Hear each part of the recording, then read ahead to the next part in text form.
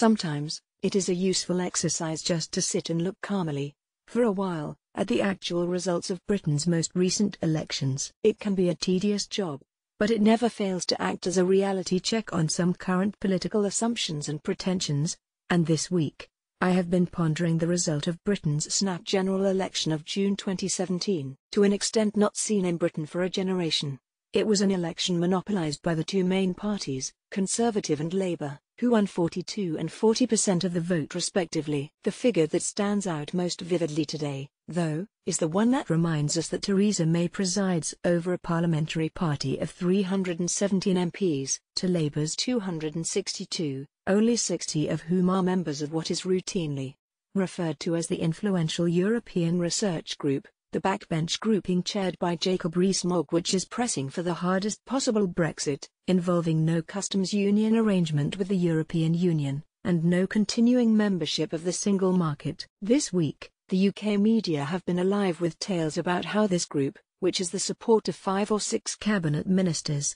has been threatening Mrs May with a rebellion on the matter of her very modest plan for some sort of post-Brexit customs cooperation with the EU, a plan that arguably represents the absolute minimum necessary to maintain an open border in Ireland, as required by the Good Friday Agreement. To the Brexit extremists, though, this modest proposal is as a red rag to a bull. For weeks, they have been blustering to their friends in the media about how Mrs May's proposal is unworkable, although every other non-EU country in Europe manages to have a working customs arrangement with the EU, and how it would, in Rees-Mogg's famously sensational phrase, reduce Britain to the status of a vassal state.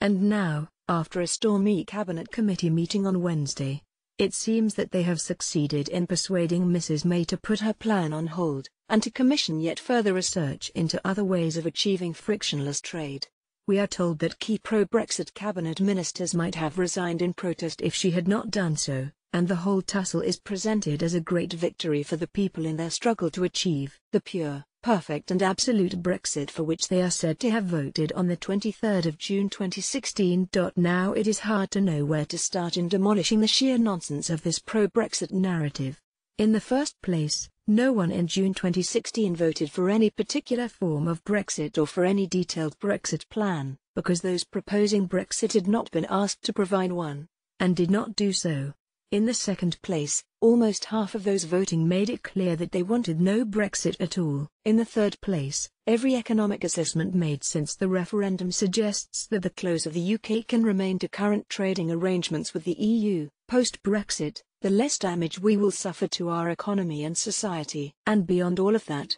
it is absolutely clear that in Britain's elected parliament, this group of extreme hard Brexiteers cannot enjoy the support of more than about 1/5 of the members. Even at the highest estimate, including the DUP and other sympathisers, their common support is unlikely to rise above the 130 mark, out of a total of 649 voting MPs. So why is their extreme Brexit beginning to look like the most likely outcome for the UK? There are 3 key reasons. The first is that the European Research Group has immense wealth and vital media connections on its side, along with the invincible arrogance of a right-wing financial class that has now become used to perpetual victory in its push for ever weaker and more pliable government. The second is that UK's main opposition party remains hopelessly divided in Parliament, and unable to agree on a convincing EU policy. And the third is that instead of having a statesman or stateswoman as Prime Minister, capable of surveying the whole political landscape and drawing all those opposed to a hard Brexit into a working political alliance for an European Free Trade Association-type solution,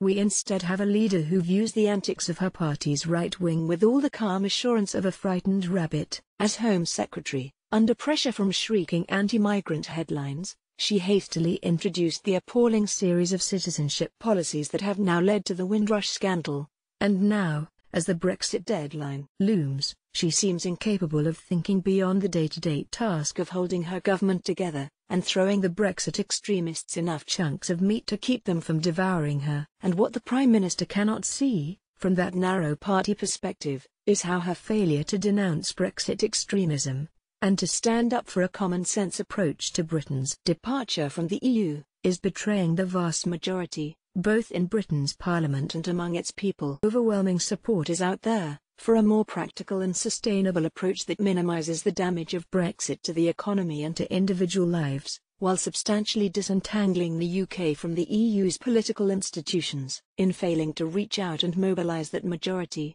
though, our current political leaders have shown themselves dangerously unequal to the challenges of the hour. Like failed left and centre politicians in other historic moments of crisis, they are handing the initiative to a small hard-right minority through a lethal mixture of cowardice, complacency and short-sightedness. And with the only credible candidates now bidding to take Mrs May's place coming from the very group who seem bent on destroying the Good Friday Agreement, imperiling Britain's trading relationship with its nearest neighbours, and letting the rights and well-being of ordinary British citizens go hang in pursuit of their ideological project, it seems that for a while at least, so far as UK politics is concerned, reasons to be cheerful will be in short supply, and growing scarcer by the day.